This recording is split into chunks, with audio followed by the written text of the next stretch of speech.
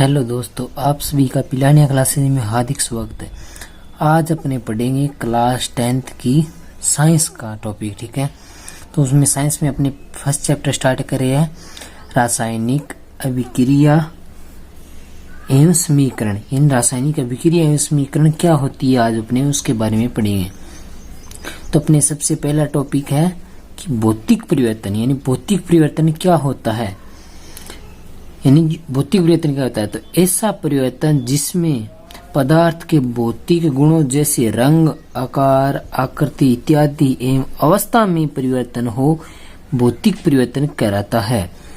यानी पदार्थ के भौतिक, यानी जिनको अपने बाहर से देख सकते हैं उनके अंदर परिवर्तन हो, जैसे आकार हो गया, रंग हो गया, आकृति, इनके अंदर जो परिवर्तन होता है उसको क्या बोलते हैं, भौतिक परिवर्तन। जैसे बर्फ है, बर्फ किस में कन्वर्ट हो जाती है, जल, जल किस में, वाष्प में। तो ये क्या है, एक भौतिक परिवर्तन है कि बर्फ का जल में परिवर्तन और जल से वाष्प में परिवर्तन क्या कहलाता है, भौतिक परिवर्तन कहलाता है। फिर इसका अन्य उदाहरण है चौक का बुरादा। यानी चौक का बुरादा क्या है, एक भौतिक परिवर्तन। भौतिक परिवर्तन में क्या होता है कि अपने उसको वापस उसी पदार्थ में, जैसे चौक है, चौक का बुरादा कर दिया तो बुरादे से अपने क्या वापस चौक बना सकते हैं, यानी दोबारा वही चीज का निर्माण हो सकता है। वो क्या कहलाता है, भौतिक परिवर्तन। शक्कर का पानी में विलयन, ये भी क्या है, एक भौतिक परिवर्तन है। अब आगे आता है अपने टॉपिक रासायनिक परिवर्तन, कि रासायनिक परिवर्तन क्या होता है। रासायनिक परिवर्तन, रासायनिक परिवर्तन क्या होता है, ऐसा परिवर्तन जिसमें पदार्थ के रासायनिक गुणों में परिवर्तन होता हो तथा नया पदार्थ बनता हो, क्या कहलाता है, रासायनिक परिवर्तन। यानी ऐसा परिवर्तन जिसमें कोई नया पदार्थ का निर्माण होता हो, यानी किसी पदार्थ के अंदर परिवर्तन के कारण, यानी उसके रासायनिक गुणों में परिवर्तन होने के कारण कोई नया पदार्थ बने, तो वो क्या कहलाता है, अपना रासायनिक परिवर्तन कहलाता है। इस परिवर्तन में बनने वाले नए पदार्थ के रासायनिक गुण मूल पदार्थ से भिन्न होते हैं। यह परिवर्तन स्थायी होता है। यानी जैसे किसी पदार्थ के अंदर रासायनिक परिवर्तन हो गया और पदार्थ में पहले से जो गुण थे और रासायनिक परिवर्तन के बाद जो मूल पदार्थ के गुण है उनमें क्या होता है, गुणों में क्या पाए जाते हैं, भिन्नता पाई जाती है, यानी अलग अलग गुण पाए जाते हैं। जैसे दूध से दही का बनना क्या कहलाता है, एक रासायनिक परिवर्तन का उदाहरण है। दूध से दही का बनना, क्योंकि दूध से दही बन गया तो दही से वापस दूध नहीं बना सकते। यानी जो रासायनिक परिवर्तन में क्या होता है, एक बार जो पदार्थ बन गया उससे वापस मूल पदार्थ का निर्माण नहीं होता, तो वो क्या होता है, अपना रासायनिक परिवर्तन होता है।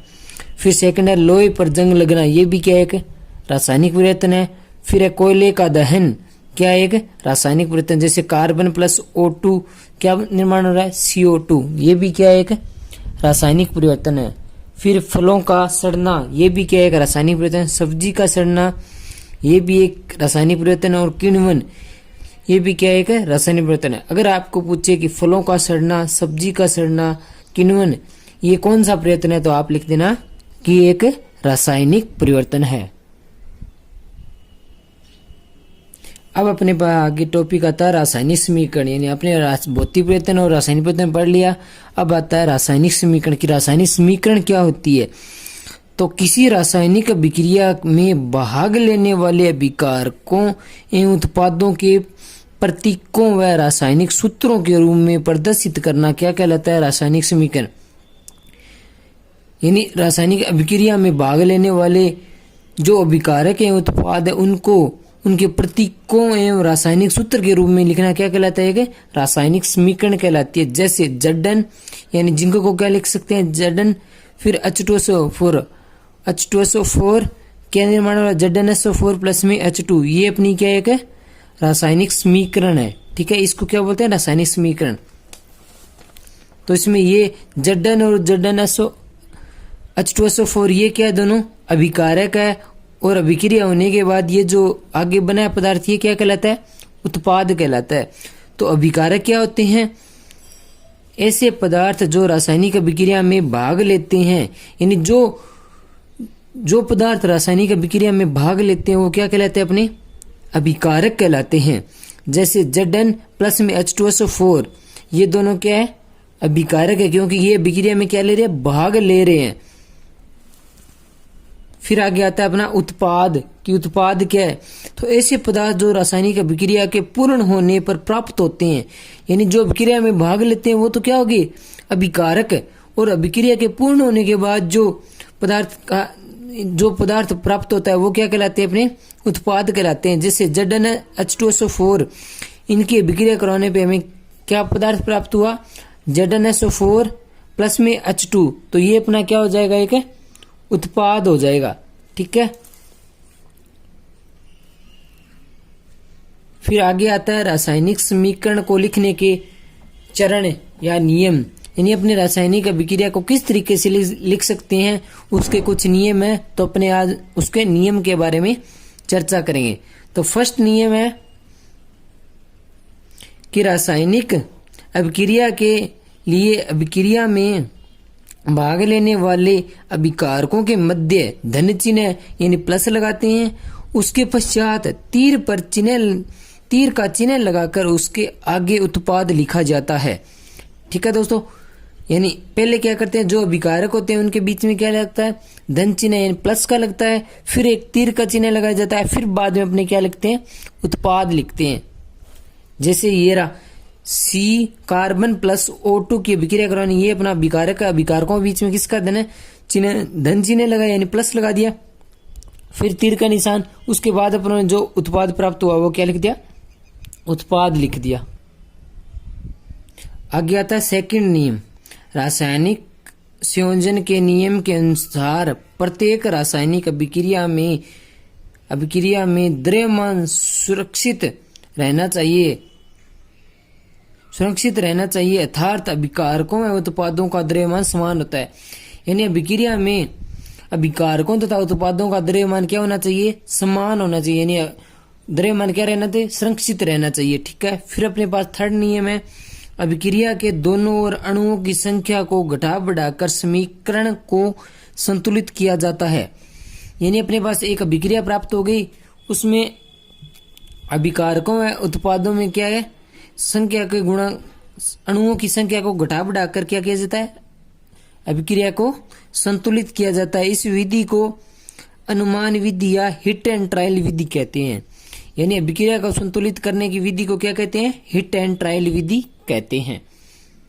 फिर अपने पास आगे आता है 4 नंबर नियम।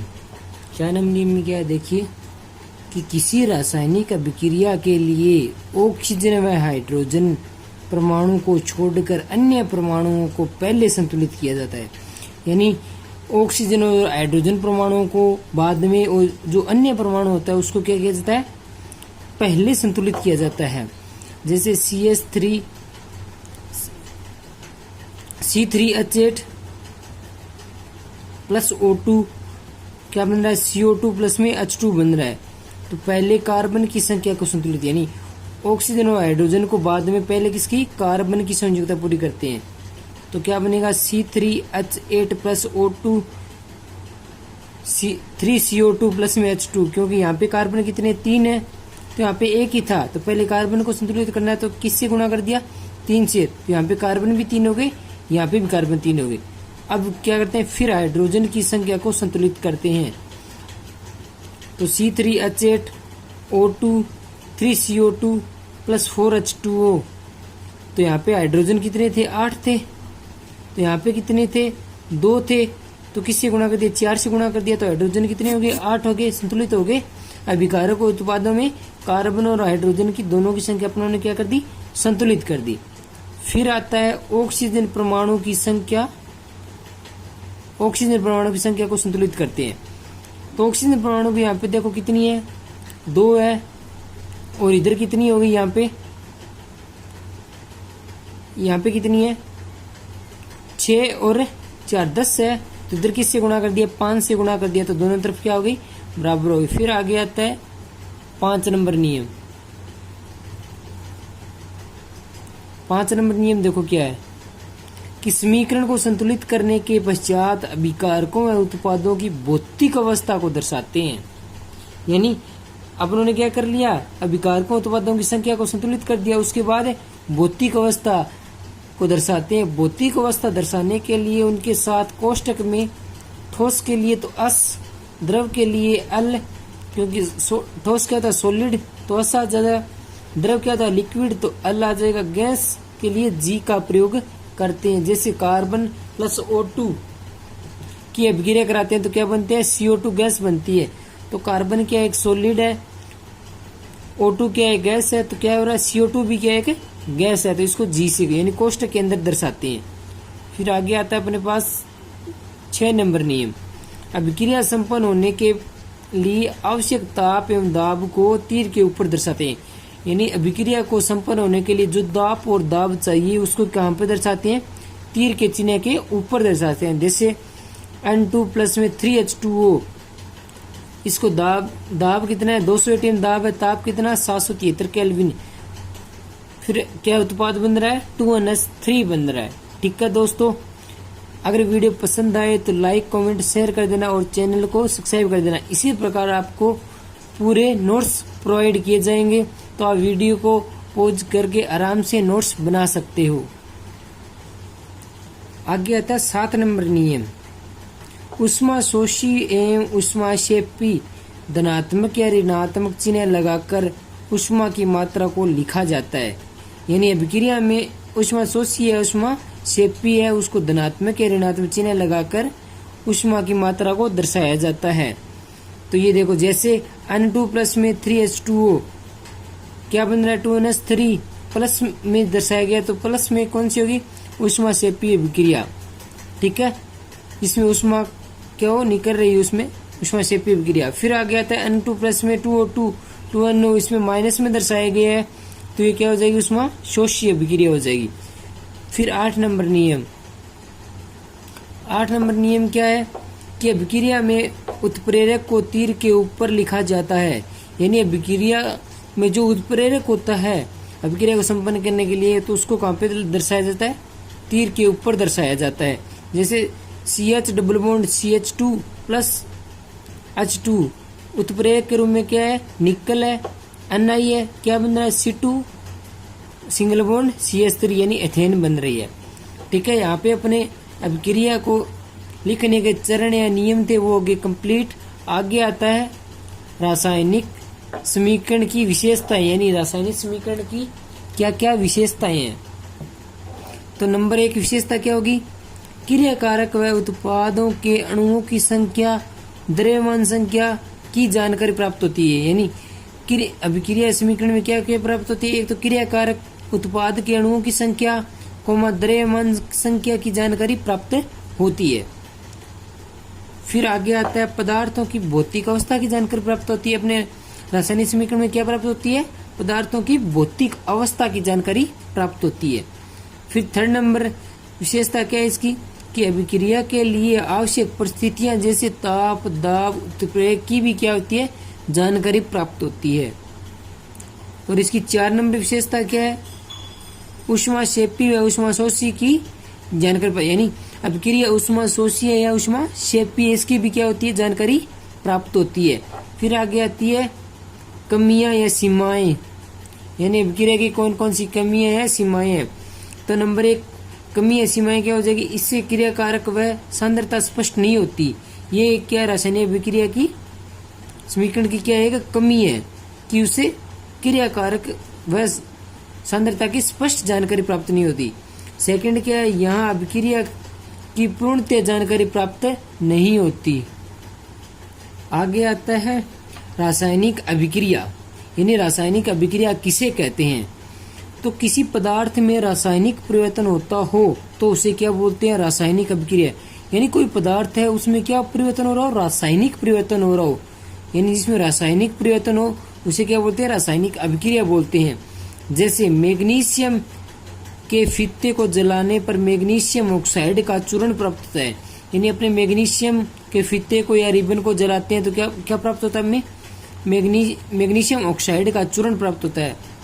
जैसे Mg+O2 यानी मैग्नीशियम को ऑक्सीजन की उपस्थिति में जलाते हैं तो MgO प्राप्त होता है, यानी मैग्नीशियम ऑक्साइड प्राप्त होता है। ठीक है, यहाँ पे मैग्नीशियम कितने पे आता है 12 पे, तो इसका द्रव्यमान संख्या कितनी हो जाएगी, यानी मैग्नीशियम 12 पे यानी जितने आता है उससे दुगनी होती है द्रव्यमान संख्या, तो मैग्नीशियम की द्रव्य संख्या 24 हो जाएगी, ऑक्सीजन की 8 दूनी 16 हो जाएगी, इधर Mg की 24 और ऑक्सीजन की 16, और यहाँ पे कितने कितने अणु है, 2 है, तो इसको 2 से मल्टीप्लाई कर देंगे तो अपने टोटल अणु क्या प्राप्त हुए 80। तो यहाँ पे लास्ट में अपने क्या पता चला कि यहाँ मैग्नीशियम तथा ऑक्सीजन के परमाणुओं की संख्या 2 है, अतः अभिक्रिया से पहले तथा बाद में द्रव्यमान क्या रहता है, संरक्षित रहता है। यानी अभिक्रिया से पहले जो द्रव्यमान था और अभिक्रिया के बाद में जो द्रव्यमान है वो क्या रहता है, समान रहता है। आगे आती है संतुलित रासायनिक समीकरण। संतुलित रासायनिक समीकरण क्या है, संतुलित रासायनिक समीकरण क्या है इसको ये बताना है। तो क्या हो जाएगी, वह रासायनिक समीकरण जिसमें विभिन्न तत्वों के परमाणुओं की संख्या अभिकारक व उत्पादों दोनों पक्षों में समान होती है संतुलित रासायनिक समीकरण कहलाती है। जैसे 3Fe प्लस में H2O की अभिक्रिया कराते हैं तो हमें क्या प्राप्त होता है, Fe3O4 प्लस में H2, तो हमें क्या प्राप्त होगा, H2 प्लस O2। सेकेंड अभिक्रिया क्या होगी, H2 प्लस O2, तो हमें क्या उत्पाद बन रहा है 2H2O। तो अभिक्रिया को संतुलित कर रहे हैं। यहाँ पे Fe के कितने अणु है, इधर 3 है, तो इधर 3 से मल्टीप्लाई कर देंगे। इधर H2 कितने हैं अपने पास, यहाँ पे ऑक्सीजन 4 हो गए, तो ऑक्सीजन 4 करने के लिए यहाँ से 4 से मल्टीप्लाई करें, तो यहाँ पे हाइड्रोजन को भी क्या करना पड़ेगा 4 से। तो इस तरीके से अभिक्रिया को संतुलित कर दें। तो ये अभिक्रिया क्या कहलाती है, संतुलित रासायनिक समीकरण कहलाती है।